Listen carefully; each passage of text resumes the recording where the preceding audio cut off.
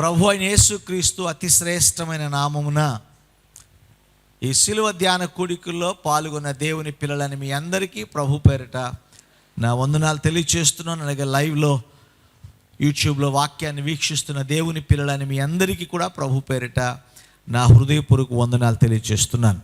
మన ప్రభువు నమ్మదగినవాడు. ఎవరైనా మనం ఆరాధిస్తున్న దేవుడు నమ్మదగినవాడు.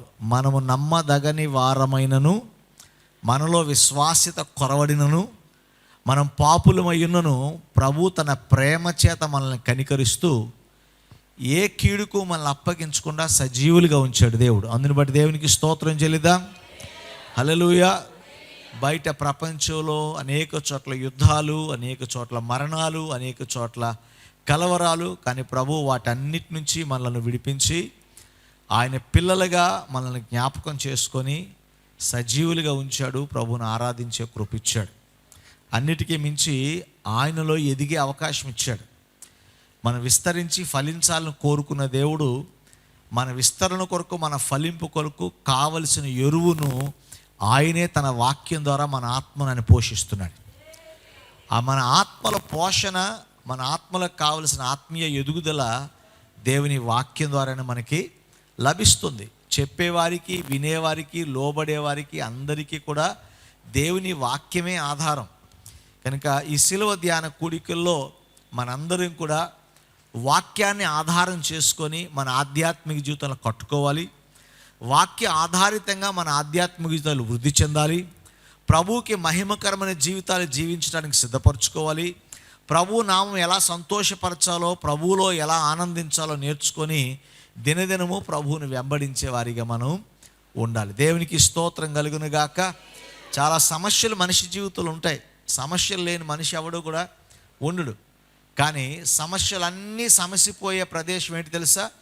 దేవుని యొక్క మందిరమే. ఎందుకంటే వాక్యం చెప్తుంది, నీ సన్నిధిలో సంపూర్ణ సంతోషము కలదు. మరి ఎక్కడైనా సరే కొద్ది కొద్దిగా ఉంటుందేమో తప్ప, ఎక్కువ తక్కువ అలా చేయబడతాయేమో తప్ప, కానీ దేవుని మందిరంలో మాత్రం సంపూర్ణ సంతోషం కలుగుతుంది. కనుక ఈరోజు దేవుని మందిరంలో సంపూర్ణ సంతోషాన్ని ప్రభు మనకు దయచేసేవాడై ఉన్నాడని ఈ సమయంలో ప్రభు పేరిట నేను మీకు జ్ఞాపకం చేస్తున్నాను. దేవునికి మహిమ కలుగును గాక.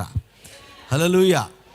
దేవుని వాక్యాన్ని మనం ధ్యానం చేద్దాం. ఎంతమంది వాక్యం వినడానికి సిద్ధంగా ఉన్నారు? ప్రభు మనతో మాట్లాడటానికి కూడా సిద్ధంగా ఉన్నాడు. నేను గత 2 రోజులుగా దేవుణ్ణి వెంబడించాలంటే ఎలా మనము ఆయనను వెంబడించాలి, దేవుణ్ణి వెంబడించే వారికి ఏ విధమైన లక్షణాలు ఉండాలి అని తను ఎవరైతే వెంబడిస్తున్నారో ఆ యజమానుడు చెప్పినటువంటి సూచనను మనం జ్ఞాపకం చేసుకుంటున్నాం. వాటిని మనం ధ్యానిస్తున్నాం.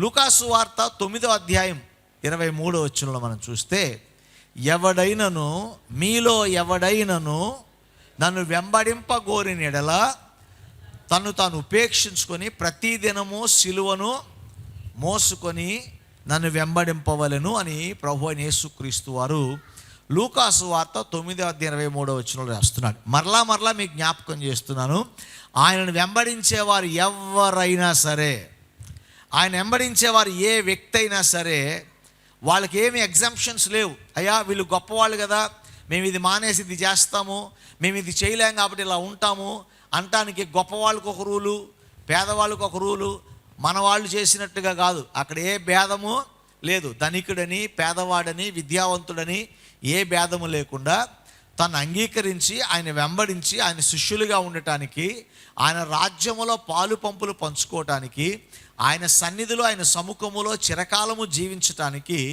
ఆశపడే ప్రతి ఒక్కరు కూడా ఎలా ఉండాలని ప్రభు చెప్తున్నాడు తెలుసా? నేను 2 విషయాలు చెప్పాను. మొట్టమొదటిదిగా మనలను మనము తగ్గించుకోవాలి, ఉపేక్షించుకోవాలి. ఉపేక్షించుకోవటం అంటే మన ఆశలు, మన కోరికలను చంపుకొని దేవుని ఇష్టాన్ని మనం నెరవేర్చేవారిగా మనము ఉండాలి. రెండవదిగా మనం సిలువను మోసేవారిగా మనము ఉండాలి. సిలువను మోయుట అనగా ఏం చేయాలి? మనం సిలువను మోసేవారమైతే ప్రతి దినము కూడా నశించిపోతున్న ఆత్మల కొరకైన భారాన్ని కలిగిన వారిగా మనము ఉండాలి. దేవుని కొరకు నిందైన అవమానమైన శ్రమ పడటానికి మనము ఇష్టపడాలి. కనుక దేవుని యొక్క సన్నిధిలో ప్రతిరోజు సిలువను మోయాలంటే మనం ఏం చేయాలి? మనం క్షమించాలి, ప్రేమించాలి, దేవుని చిత్తాన్ని మనం జరిగించాలి. అలాంటి వారే ప్రభువుని వెంబడించగలరు. అయితే ఈరోజు ఈ వచనం నుంచి ఒక మాట పరిశుద్ధాత్మ దేవుడు నాకు ఇచ్చిన ఒక మాట చెప్పాలనుకుంటున్నాను. అయితే దేవుని వెంబడించాలనుకునేవారు ఉపేక్షించుకోవాలి, సిలువను మోయాలి. ఈ రెండు కరెక్టే. ఈ రెండు చేయని వాళ్ళు ఎవరైనా ఉన్నారా? నాకు తెలిసే ప్రతి ఒక్కరూ కూడా చేస్తారు. ఎలా చేస్తే ఎలా చెప్తారని మీరు అనుకోండి. సంఘాలు ఉపవాస ప్రార్థనలు వచ్చినాయి అనుకోండి, చక్కగా ఉపవాసం ఉండేవాళ్ళు ఉంటారు, ప్రార్థన చేసేవాళ్ళు ఉంటారు. ఎప్పుడు చేయకపోయినా ఏదో ఒక రోజున ఉపవాసం ఉండి ప్రార్థన చేయడానికి ఇష్టపడతారు. కొన్నిసార్లు దేవుని కొరకు ఏదైనా చేయడానికి పూనుకుంటారు. వారి ఇష్టంగా దేవుని ఇష్టాన్ని నెరవేర్చడానికి ప్రభువుని సంతోషపెట్టుకుని కార్యాలు చేస్తారు. అలాగే కొన్నిసార్లు ప్రభు మా దేశాన్ని రక్షించని ఎలుగెత్తి ప్రార్థన చేస్తారు. కొన్నిసార్లు దేవుని కొరకు శ్రమపడి వర్షమైన వరదైన దేవుని సన్నిధికి వస్తారు. నిందైన అవమానమైన సువార్తను ప్రకటిస్తారు. ఇవన్నీ చేస్తారు కదా. మరి ఏంటండి ప్రాబ్లం ఏంటి? మనం వెంబడించే వారమే కదా అంటే ప్రభు అలా చెప్పలా. ప్రభు ఏం చెప్పాడు తెలుసా? ఉపేక్షించుకునేవాడు, ఇలా సిలువను మోసేవాడు ఎప్పుడు ఉపేక్షించుకోవాలి, ఎప్పుడు సిలువను మోయాలంటే ప్రతి దినము. చెప్పండి. మనకి సీజనల్ ఫ్రూట్స్ లాగా సీజనల్ భక్తి మనది. సీజనల్ భక్తి. సీజన్లో మనం ఏ పండు వస్తే ఆ పండు తింటే మంచిదే, ఆరోగ్యం అంటారు. అలాగే మనం సీజన్కి తగినట్లుగా చూడండి. ఇప్పుడు ఏదైనా బట్టలు కొట్టుకెళ్ళండి, వెళ్ళమన్నా పాస్టర్ గారు వెళ్ళమన్నా మాకండి, వెళ్ళి చూస్తే కనుక అన్ని కాటన్ వస్తువులే కనబడతాయి. ఇప్పుడు వాళ్ళు కూడా ఏ సీజన్లో ఏ బట్టలు పెట్టాలో ఆ బట్టలే పెడతారు, అంతే తప్ప ఏవి పడితే అయ్యి పెట్టరు. అలాగే భక్తి కూడా క్రిస్మస్కి ఎలా ఉండాలో మనకు తెలుసు, ఈస్టర్కి ఎలా ఉండాలో తెలుసు. ఉపవాస ప్రార్థనలప్పుడు ఉపవాసం ఉండకపోయినా సరే 3 సంవత్సరాల నుంచి లంకనాల్లో ఉన్నోళ్ళలాగా ముఖం ఆముదం దాకా నడిపెట్టి వస్తారు గుళ్ళోకి. కానీ ఉపవాసం ఉండరు. కానీ ఎప్పుడు ఎలా ఉండాలో కాలానికి అనుగుణంగా మారిపోతుంటాం. కానీ భక్తి అనేది ఒక కాలానికో ఒక సమయానికో పరిమితమైంది కాదండి. భక్తి దేవుడు ఏమన్నాడు? ఆయన వెంబడించేవాళ్ళు, భక్తి చేసేవాళ్ళు ఒక రోజుకో ఒక కాలానికో పండక్కో కాదండి, భక్తి చేసేవారు ప్రతి దినము అని రాయబడుతుంది వాక్యంలో. దేవునికి స్తోత్రం కలుగును గాక. ప్రతి దినము అంటే ఈ మాట యొక్క భావం ఏంటంటే, తను తాను ఉపేక్షించుకునేవాడైనా, సిలువను మోసేవాడైనా, వాని భక్తిలో, వాని సమర్పణలో, వారి ఆధ్యాత్మిక జీవితంలో, దేవుని కొరకు ప్రయాసపడే విషయంలో, ప్రభువుని ప్రేమించే విషయంలో నిలకడగా ఉండాలి. చెప్పండి, ఎలా ఉండాలి? నిలకడగా ఉండాలి. మన ప్రాబ్లం ఏంటంటే మనది నిలకడ లేనటువంటి జీవితం. మబ్బు వస్తుంది, వర్షం వస్తుంది, మబ్బు వెళ్ళిపోద్ది, మళ్ళీ ఎండ వస్తుంది. అలాగే మనం కూడా ఆకాశాన్ని ఫాలో అవుతుంటాం. ఒకరోజు మబ్బు వస్తుంది, ఒకరోజు ఎండ వస్తుంది, ఒకరోజు గాలి వస్తుంది. అలాగే మనం కూడా ఎలా ఉంటాం? మనం ఒకరోజు మనకి భక్తి వచ్చేస్తుంది, మామూలుగా పొంగదు భక్తి, ఉప్పొంగిపోద్ది భక్తి. మళ్ళీ 3 నెలలు బతినాళ్ళు గుడికి రమ్మని. భక్తి పెరిగినోడు ఇంకా దేవుళ్ళు ఎదగాలి తప్ప దేవుళ్ళ నుంచి వెళ్ళిపోకూడదు. వాళ్ళకి ప్రతికూలమైన ఏదైనా వస్తే అక్కడితో భక్తి ఆపేస్తారు. అక్కడితో భక్తి ఆపేసి మళ్ళీ కొన్ని రోజులు వాళ్ళకి ఛార్జింగ్ అవ్వాలి. అప్పుడు మళ్ళీ దేవుని సన్నిధికి వాళ్ళు మళ్ళీ వస్తారు. కనుక భక్తి చేసే మనము నిలకడగా భక్తి చేయాలి. అది ప్రభు చెప్పేది. తను వెంబడించే వారి జీవితంలో వారి విశ్వాసములో నిలకడ ఉండాలి, వారి ఆత్మీయతలో నిలకడ ఉండాలి, వారి విశ్వాసములో నిలకడ ఉండాలి, వారి ప్రార్థనలో అన్నిట్లో నిలకడగలిగిన జీవితం ఉండాలి. అందుకని అప్పుడప్పుడు గుర్తొచ్చినప్పుడు కాదు. మనకి ప్రాబ్లం ఏంటంటే బాగా తీవ్రమైన జబ్బు చేసింది అనుకోండి, ట్యాబ్లెట్లు ఎవరైనా జ్ఞాపకం చేయాలి వేసుకోమని మనమే నెత్తుక్కొని వేసుకుంటాం. అర్థమైందా? కానీ టేబుల్ మీద రోజు బలాని ట్యాబ్లెట్లు పెడతారు. నేను అమెరికా వెళ్ళిన ప్రతిసారి లేకపోతే ఎవరిని వచ్చినప్పుడు వాడేవాళ్ళు కూడా అంత సిన్సియర్గా చెప్పరు. 2-3 డబ్బాలు తెచ్చి డైనింగ్ టేబుల్ సంవత్సరం అయిపోయింది పడేయటమే తప్ప వాటిని వేసుకునేదా. ఒకరోజు వేసుకునే 4 రోజులు వేసుకోం. వాడికి బలం ఎలా అవుతుంది? రాదు. మనకి ఎప్పుడో గుర్తొచ్చి కాళ్ళు లాగిన రోజు విటమిన్ ట్యాబ్లెట్ వేసుకుని ఒక్కరోజు వేసుకుంటే విటమిన్ మనకేం బలం రాదండి. మనం ఏదైనా సరే కంటిన్యూగా చేయాలి. భక్తి కూడా మనకు గుర్తొచ్చినప్పుడు ఒక్కరోజే ఉపవాసం పొద్దున్న సాయంత్రం వరకు ప్రార్థన చేసేస్తే కుదరదు. బలం రావాలి. ఒక్కరోజే డేక్షాడ్ బిర్యానీ తినకూడదు. తింటాడు ఎవడన్నా? కాదండి. ఎప్పుడైనా సరే క్రమక్రమముగా, దేవుని వాక్యం చెప్తుంది, దావీదు క్రమక్రమముగా వర్ధిల్లాడట. క్రమక్రమముగా వర్ధిల్లాడు. నిలకడనేటటువంటి దేనికి గుర్తు తెలుసా? క్రమానికి గుర్తుగా ఉంది. క్రమము లేని వాళ్ళలో నిలకడ ఉండదు. నువ్వు నిలకడగా ఉండాలంటే క్రమంగా ఉండాలి. కానీ ఈరోజు మన అందరి జీవితాల్లో నిలకడగా ఉండాలని కోరుకుంటున్నాం. దేవుడు నిలకడగా ఉండమని చెప్తున్నాడు, కానీ నిలకడగా ఉండలేకపోతున్నాం మనం. కారణాలు ఏంటి? ఎందుకు ప్రతిరోజు భక్తి చేయలేకపోతున్నాం? ఎందుకు ప్రతిరోజు మన జీవితాల్లో దేవునికి అనుగుణంగా మనం బ్రతకలేకపోతున్నాం?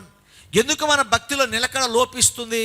కొన్ని కారణాలు ఈరోజు మీ ముందు తీసుకొస్తాను. మొట్టమొదటిగా మనం చూసినట్లయితే దేవుని వాక్యంలో రాయబడుతున్న మాట, మనము లోతుగా నాటబడనందున, మన వేరు లోతుగా నాటబడనందున, లేదా మనము దేవుని లోతుగా నాటబడనందున మన జీవితాల్లో భక్తిలో విశ్వాసములో నిలకడగా ఉండలేకపోతున్నాం. మత్తయి సువార్త 13వ అధ్యాయము 20 నుంచి 21 వచ్చిన వరకు మనం చదవగలిగితే, అక్కడ మత్తయి సువార్త 13వ అధ్యాయం విత్తువాన్ని గురించిన ఉపమానం చెప్తున్నటువంటి ఆ వచనంలో 20వ వచనంలో ఏమంటాడు? రాతి నేలను విత్తబడిన వాక్యము విని వెంటనే సంతోషముతో దాన్ని అంగీకరించువాడైతే అతనిలో వేరు లేనందున అతడు కొంతకాలం నిలుచును గాని వాక్యమునితో శ్రమైనను హింసమైన కలుగ్గానే అభ్యంతరపడును.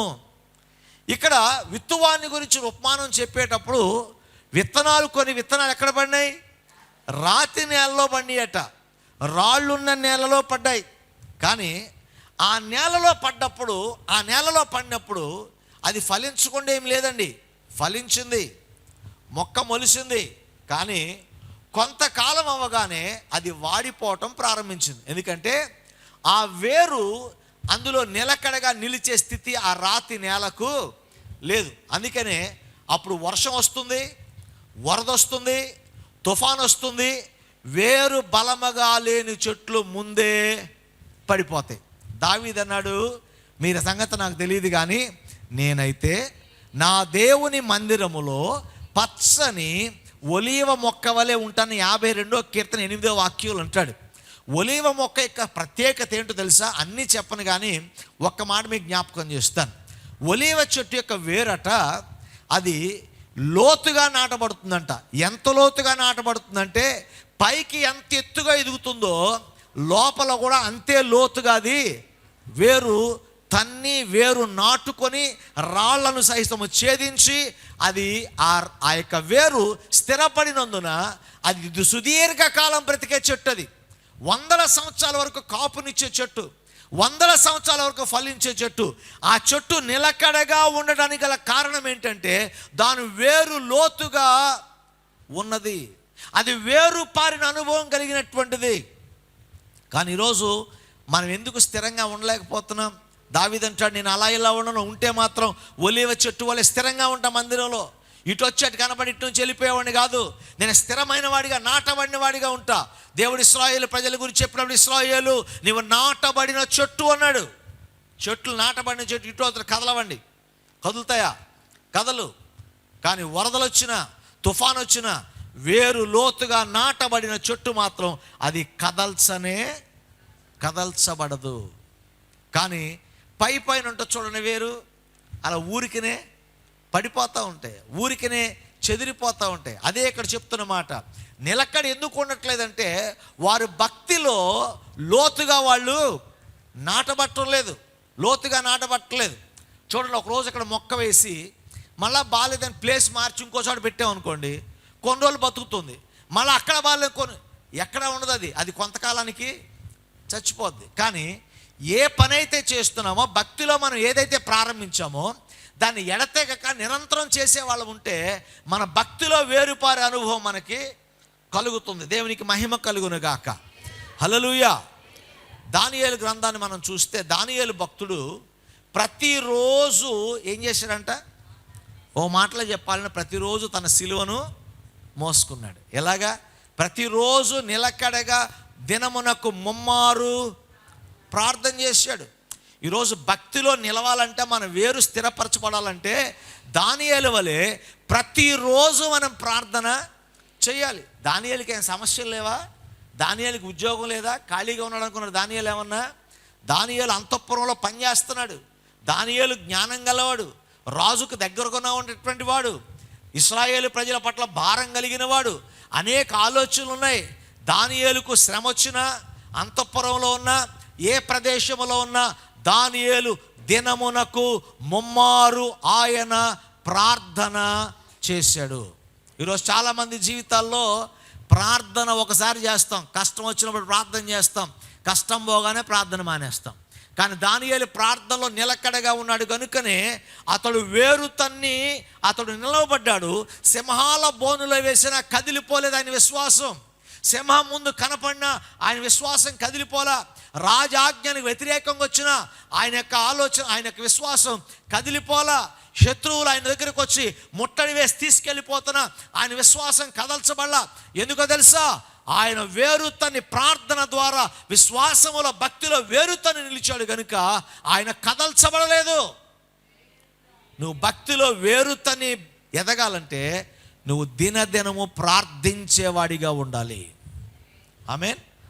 దానియేలు వలె స్థిరుడుగా ఉండాలంటే, దానియేలు వలె అనుదినము కూడా మనం ప్రార్థన చేస్తే మన భక్తిలో పడిపోకుండా నిలిచేవారిగా ఉంటాం. దేవునికి మహిమ కలుగునుగాక. హల్లెలూయా. రెండవదిగా మనం చూసినట్లయితే దావీదు దినమునకు 7 మార్లు దేవుణ్ణి స్తుతించాడట.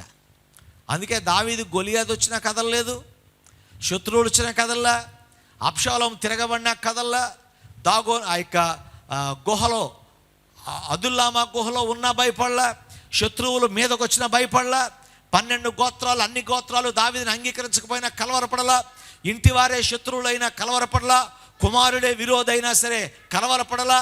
ఎన్ని పరిస్థితుల్లో దావీదు జీవితంగా ప్రతికూలంగా వచ్చినా సరే దినమునకు 7 మార్లు స్తుతించిన దావీదు దేవునిలో నాటబడి స్థిరపరచబడాడు గాక అతడు కదల్చబడలేదు.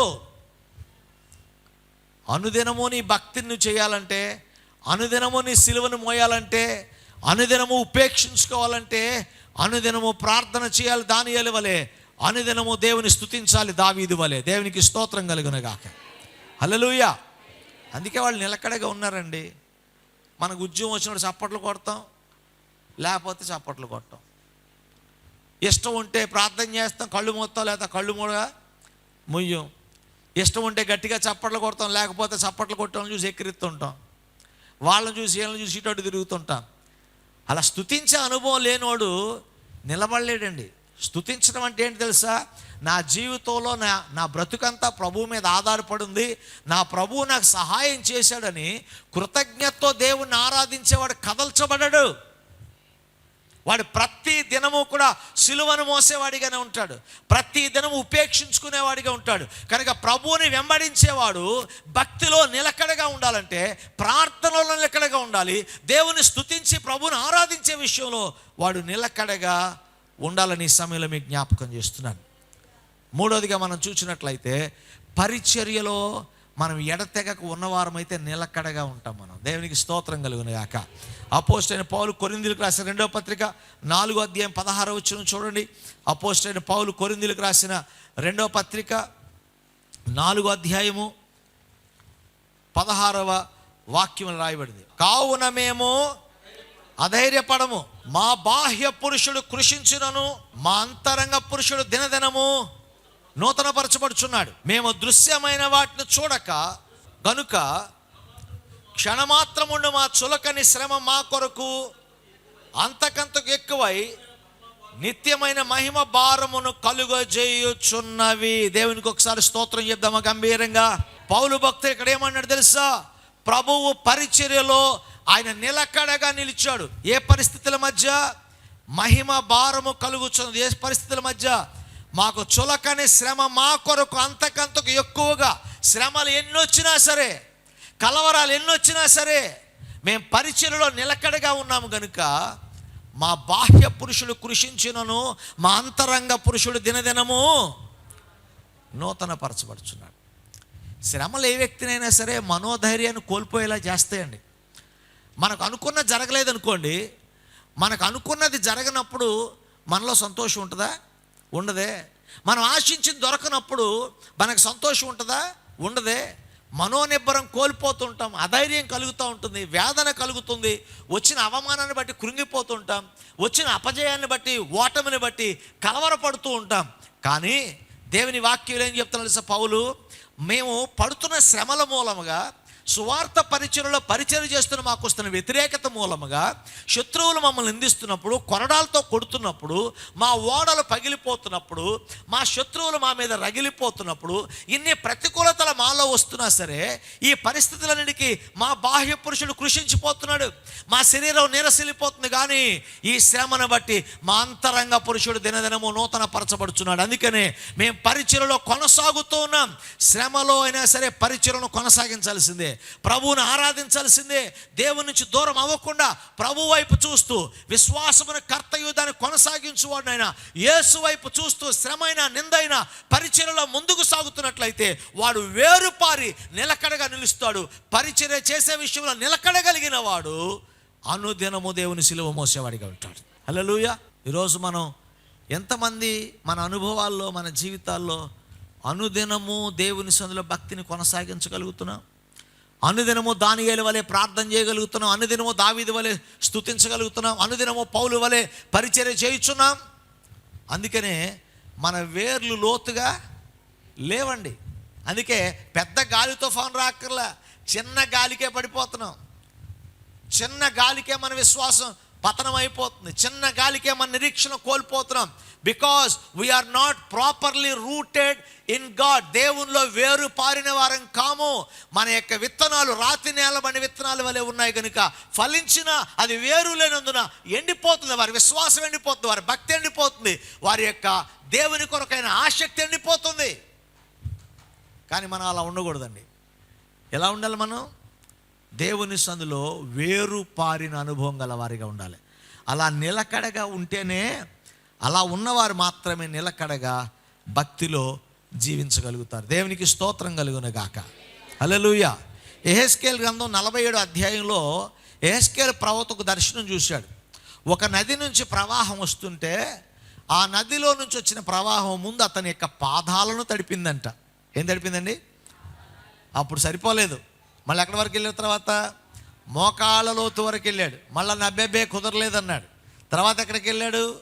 నడుము లోతుకి వెళ్ళాడు. తర్వాత పీక లోతుకు వచ్చింది. అప్పుడు సంతృప్తి చెందబడినట్లుగా రాయబడి. ఆ యొక్క దర్శనం యొక్క భావం ఏంటంటే మీకు చెప్తున్నాను. సాధారణంగా కాళ్ళు తలిస్తే అక్కడ భూమి మీద నడవడం పెద్ద అనుభవం ఏమి ఉండదు. కాళ్ళు ఏదో యాంకిల్స్ అంటే పాదాలు తడిచే నీళ్ళల్లో ఎంతమంది ఈత కొడతారండి చెప్పండి? ఈత కొట్టే వాళ్ళని చూస్తే బయట కూర్చున్న వాళ్ళకి ఎలా ఉంటుందో తెలుసా? ఈత కొట్టాలనిపిస్తుంది కానీ రానోడు మునిగిపోతామేమో అని భయం ఉంటుంది. మనకి నేర్చుకోవాలని ఆవేశం ఉంటుంది. ఒక్కసారి ముక్కులోకి నీళ్ళు వెళ్తే మళ్ళీ పోతామేమో అని డౌట్ వస్తుంది. అందుకే మళ్ళీ అందులోకి వెళ్ళం.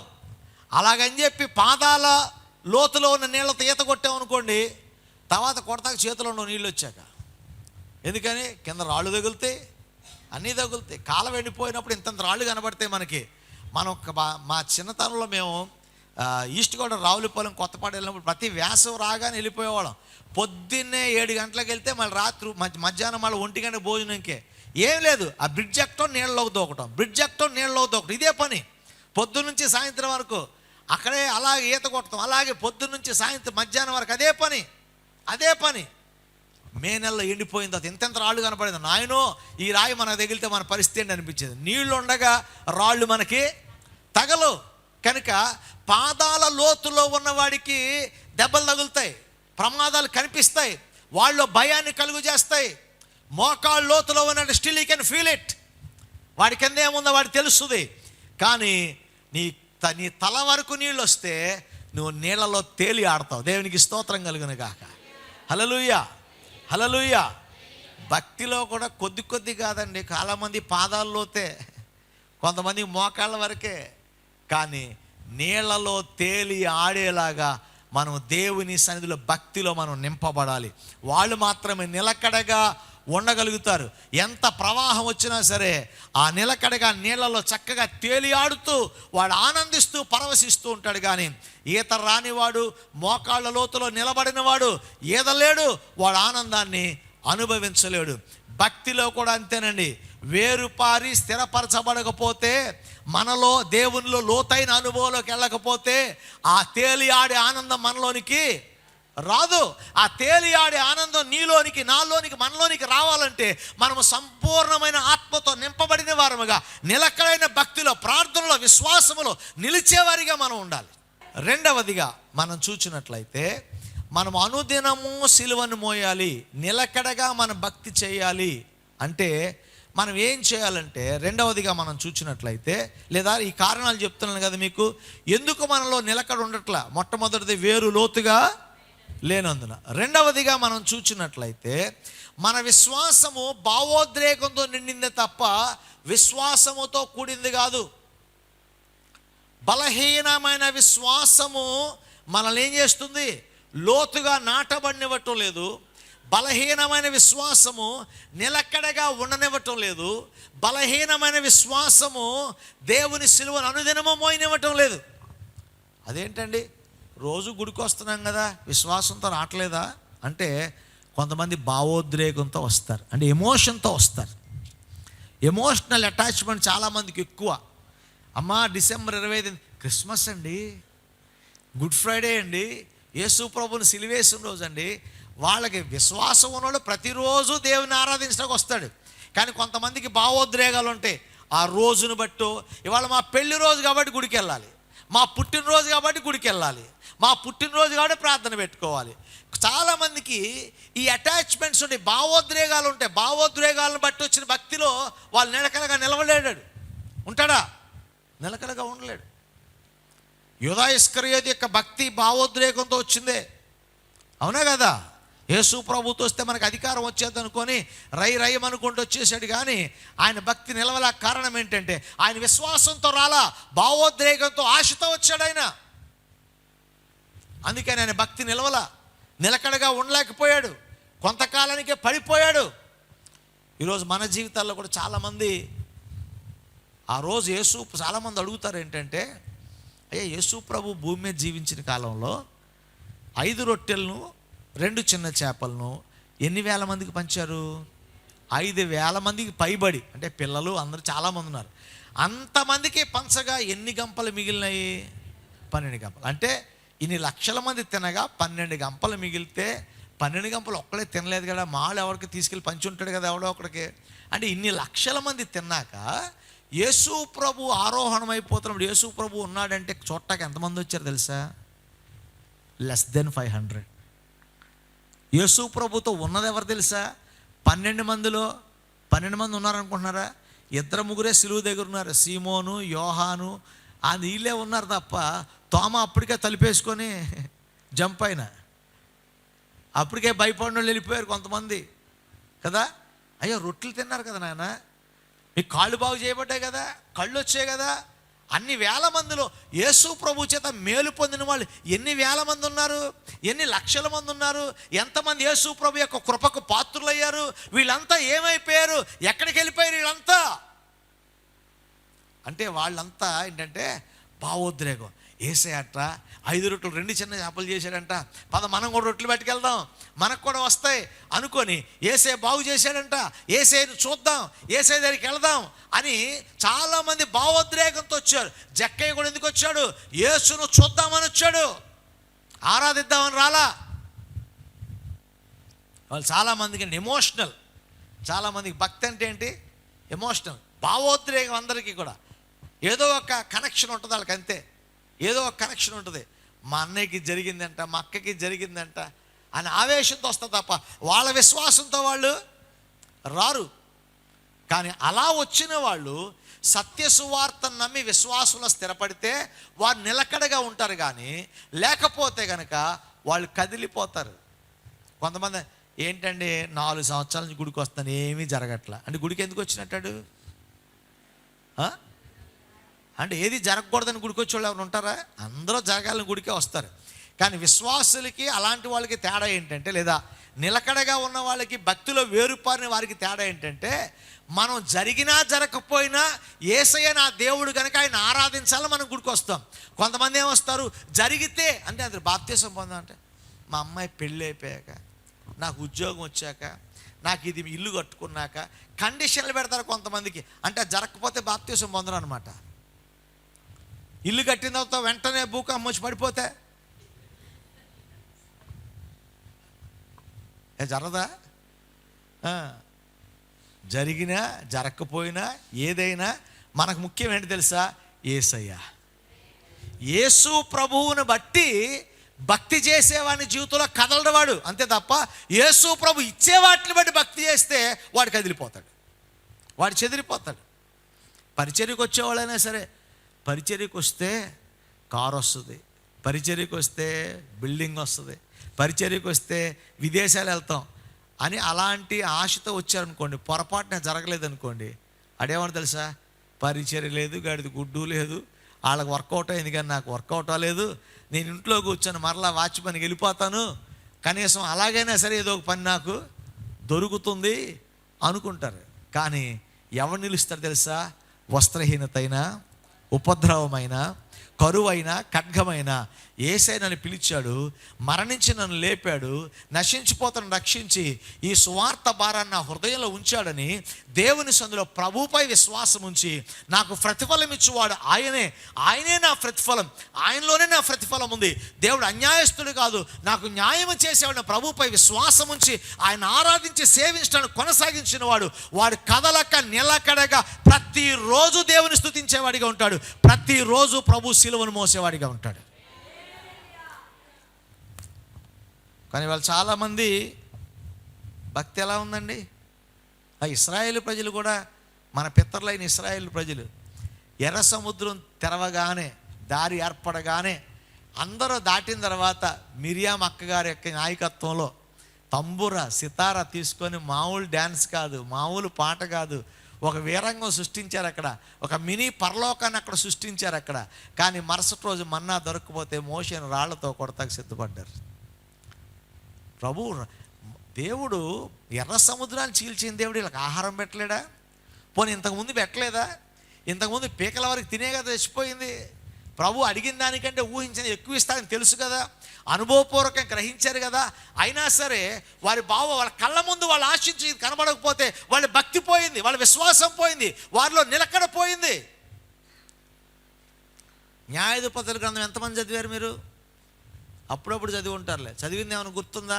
న్యాయాధిపతుల గ్రంథంలో ఒక మాట తరచుగా ఉంటుంది, ఏంటంటే వారు మరలా యెహోవా దృష్టికి దోషులైరి. ఈ మాట ప్రతి అధ్యాయంలో ఉంటుంది. పాపం చేస్తారు, దేవుడు ఒక న్యాయాధిపతిని లేపుతాడు, ఒక యుద్ధం జరిగిస్తాడు, ప్రజలను రక్షిస్తాడు, వాళ్ళు విజయ తీరాలకు తీరుస్తాడు, విజయంలో తేలిపోయి భక్తిని మర్చిపోతారు, మరలా యెహోవా దృష్టికి వారు దోషులైరి, మరలా బానిసలుగా పంపబడిరి. ఇదే సైకిల్ కదా, వారిలో నిలకడ లేకపోవటమే కదా ఇన్ని చెరలు, ఇన్ని బబులోను చెరలు, ఐగుప్తు చెరలు ఎందుకు వచ్చినాయి వీళ్ళకి? వాళ్ళ భక్తిలో నిలకడ లేకపోవటమే. ఈరోజు కూడా మన జీవితంలో శ్రమలకు కారణం ఏంటంటే మనం ప్రతిరోజు భక్తి చేయట్లా, భక్తిలో నిలకడ లేదు మనకి. మన అవసరం కొద్దీ దేవుని దగ్గర నాట్యం ఆడతాం, చప్పట్లు కొడతాం, కానీ మన జీవితాల్లో ప్రతికూలత వస్తే మనం దేవునికి దూరం అయిపోతున్నాం.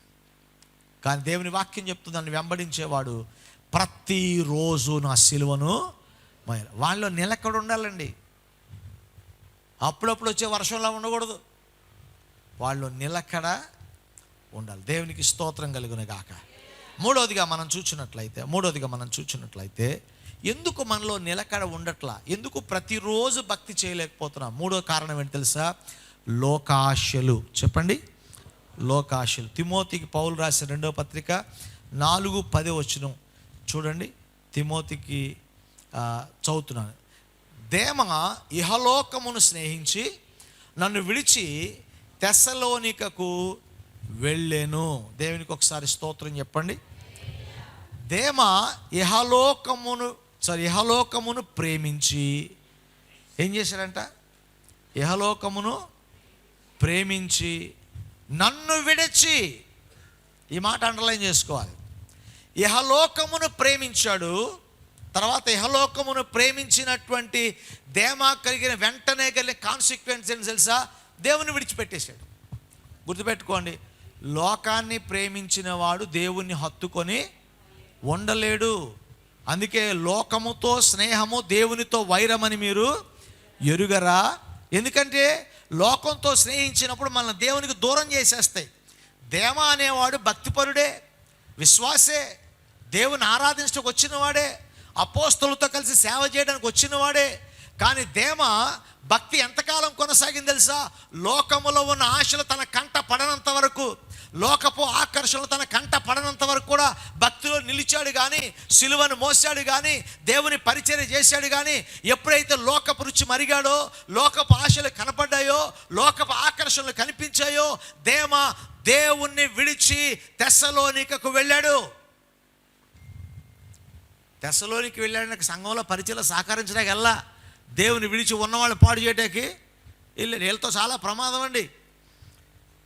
అప్పుడప్పుడు భక్తి చేసే వాళ్ళతో చాలా ప్రమాదం. మీరు చూడండి, స్కూల్కి రెగ్యులర్గా వెళ్ళేవాడు ఒకడు ఉంటాడు, నెలలో 10 రోజులు మానేసేవాడు ఒకడు ఉంటాడు. ఆడు వచ్చిన ప్రతిసారి వీడితో పాటు ఎవరిని పాడు చేద్దామని చూస్తుంటాడు ఆడు. అవును, ఆడికి ఫ్రెండ్ కావాలి కదా వీడికి. అందుకనే ఈడులాగే బడి మానేసేవాడు ఇంకోడిని సంపాదించుకుంటే అక్కడ ప్రయత్నం చేస్తూ ఉంటాడు. గుళ్ళో కూడా అంతే. అప్పుడప్పుడు భక్తి చేసేవాడు సడన్గా గుడికి వచ్చి, మళ్ళీ రండి, వచ్చేవారం మా ఇంటికి వచ్చేవారం పార్టీ ఉందండి, తాను చెడ్డ కోతి వనమంతా చెరిచిందంట. అలా కొంతమంది వాళ్ళు రారు, వచ్చిన వాళ్ళని పాడు చేస్తూ ఉంటారు. భక్తిలో అరకొరగా ఉండేవాళ్ళు, వేరు పారక వారి జీవితంలో సగ విశ్వాసం చేసే వాళ్ళందరి జీవితాల్లో కూడా, అసంపూర్ణంగా భక్తి చేసే వాళ్ళందరూ కూడా ఏమవుతారు?